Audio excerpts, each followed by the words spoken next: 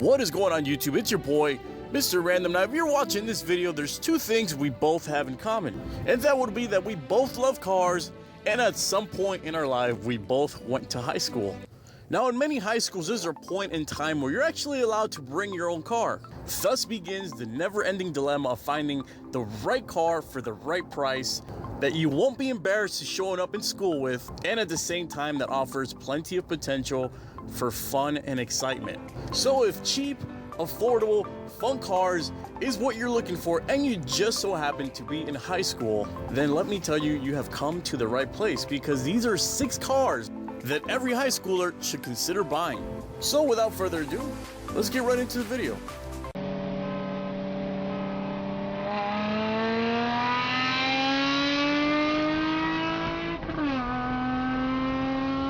And we're gonna start this countdown off with a straight out of left field car that I bet most of you guys had no idea exists or had no idea how good it was.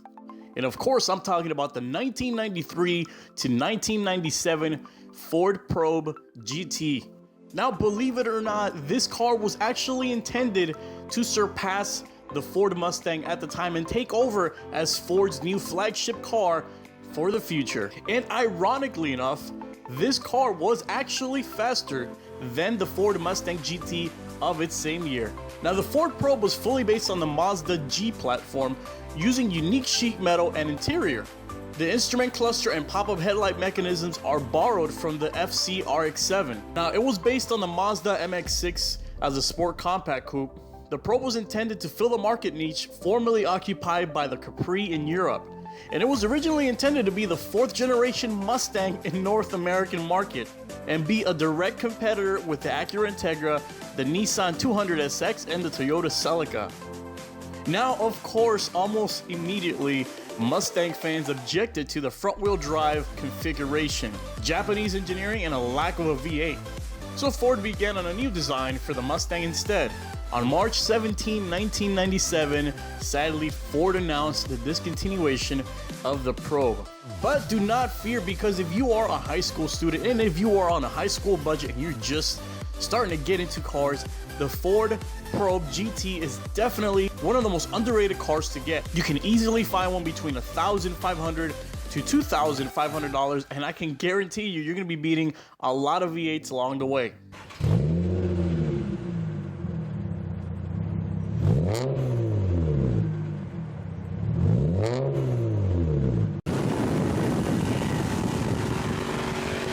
And making its way up the list of cars you can afford on a high school budget, of course, we cannot leave out the 1994 to 2004 4th generation Ford Mustangs. Now, these Mustangs are produced from 1994 all the way up until 2004, with almost nothing changing on the actual styling of the car except some subtle cues. In 1994, the Ford Mustang went its first major redesign in 15 years. The design code, as many of you guys might know it, was codenamed SN95.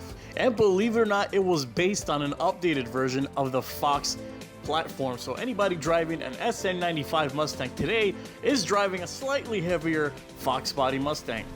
Now, from 99 to 2004 is where we have the New Edge, which featured sharper contours, larger wheel arches, and creases in the bodywork. Now, there is V6 options available for every single Mustang, but like I said in one of my previous videos, unless you're a 40-year-old bank teller, then there's no reason why you should get a V6 Mustang anymore, especially from the years of 1994 to 2004, because they are incredibly affordable now. But of course, we're here to talk about the V8s and of course the GT model, which continued to use the 4.6 liter V8 as before, but now with 260 horsepower and 302 foot-pounds of torque. And the best part about the SN95 Mustang, specifically the New Edge Mustang, because it's a slightly better looking design, is that it's available from anywhere from $2,000 all the way up until $3,000, with a happy medium average buy of $2,500.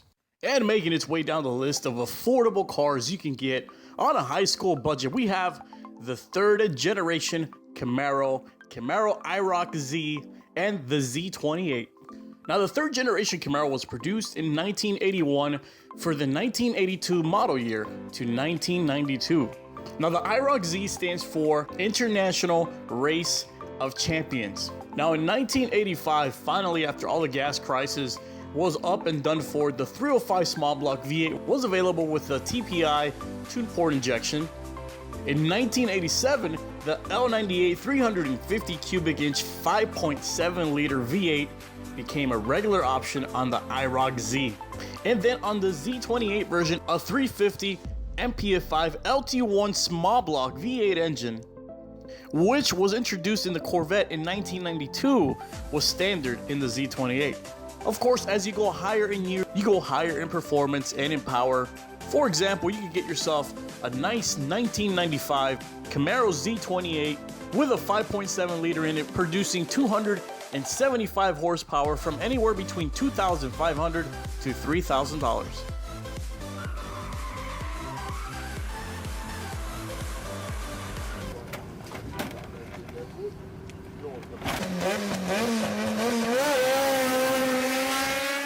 And of course, we couldn't have a list of affordable cars you can buy as a high schooler without including the famous, legendary Honda Civic. Now, for this list, we're going to specifically focus from the 1992 models all the way up until 2001. Also known as a Honda Civic 5th generation, the 5th generation of the Honda Civic debuted in Japan on September 9 of 1991. The new Civic was larger than its predecessor, had a more aerodynamic body, and the wheelbase was increased as well. In addition, vehicles with a 1.6 liter inline-4 single overhead cam VTEC produce anywhere from 123 horsepower to 125 horsepower. And as a high schooler, I can tell you that that comes in really, really handy. Not to mention the incredible aftermarket support that you have for the Honda and just how easy and reliable these cars are to work on. It's a great first-time platform for anybody who's trying to work on their car as well. Now, let's talk about the Honda Civic SI. The SI is a sport compact trim of the Civic. The SI, which stands for Sport Injected, was introduced for the 3rd generation of Honda Civics in both Japan and North America. And the SI trim, which is by far my absolute favorite, especially in that blue color. If you all remember from Need for Speed Underground 2, and that car used the double overhead cam 16 valve B16A2 engine with VTEC, and it produced 160 horsepower. Now you guys can find yourself any of the following cars that I just mentioned, anywhere from $1,500 all the way up until $3,000.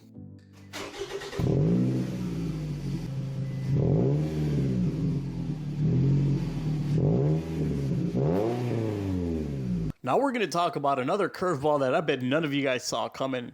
And of course, that's the 2004 to 2010 Scion TC, also known as the 1st generation Scion TC. Now, the Scion TC is a sport compact coupe manufactured by Toyota from 2004 all the way up until 2016, over 2 generations. Now, at the time that it debuted, the Scion TC back in the day was the best bang for your buck that you can get. It was super affordable, brand new, right out of the dealership.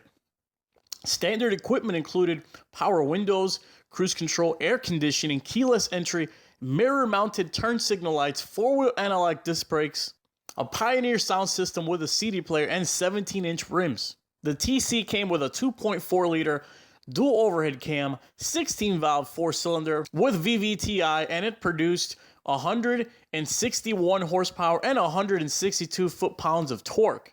The TC was also available with a 5-speed transmission and a 4-speed sequential transmission. It did 0 to 60 in 7.4 seconds and the quarter mile in 15.6 at 89 miles an hour.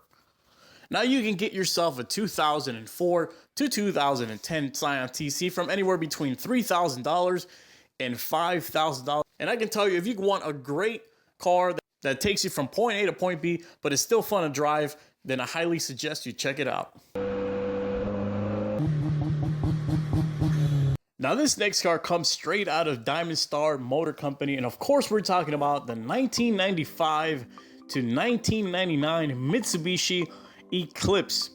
but we're gonna focus a little bit more on the GST and GSX models. Now, the Eclipse was completely redesigned in 1994 for the 1995 model year.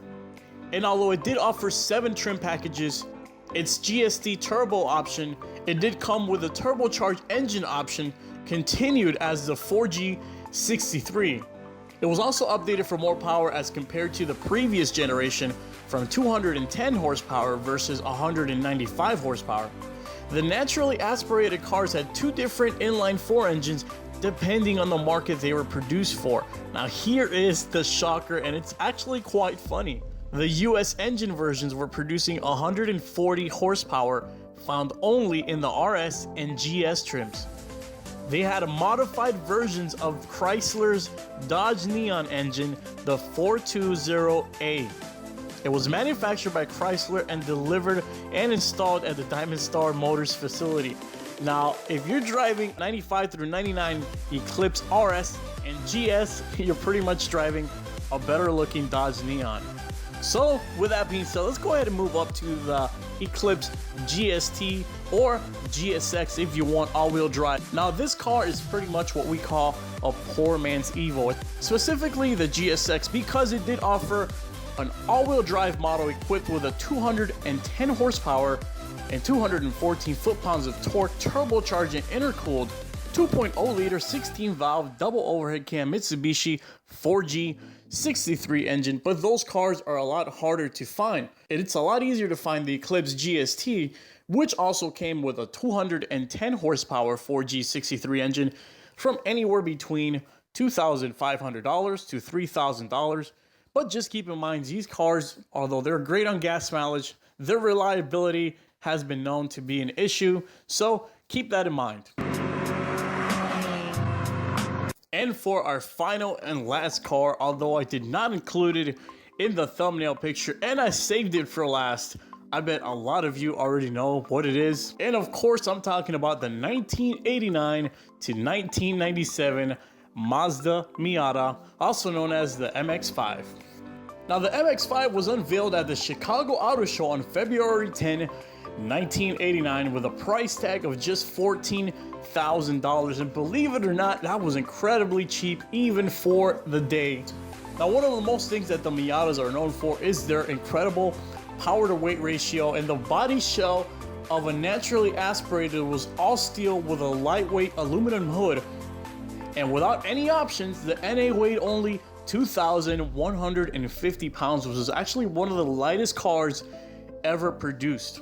Now, the original MX-5 came with a 1.6 liter dual overhead cam inline 4-cylinder engine producing 115 horsepower and 100 foot-pounds of torque at 5,500 RPMs. Now, for the 1994 model year, the first generation MX-5 was refreshed with the introduction of the more powerful 1.8 liter BPZ engine, dual airbags, and a limited slip differential in some markets. The new 1.8 liter engine produced 131 horsepower, which was then increased to 133 horsepower for the 1996 model year. Now, you can find yourself an MX-5 Miata from anywhere between $800 all the way up until $2,500, which makes it one of the all-time best starter cars, especially on a high school budget, that you can ever find.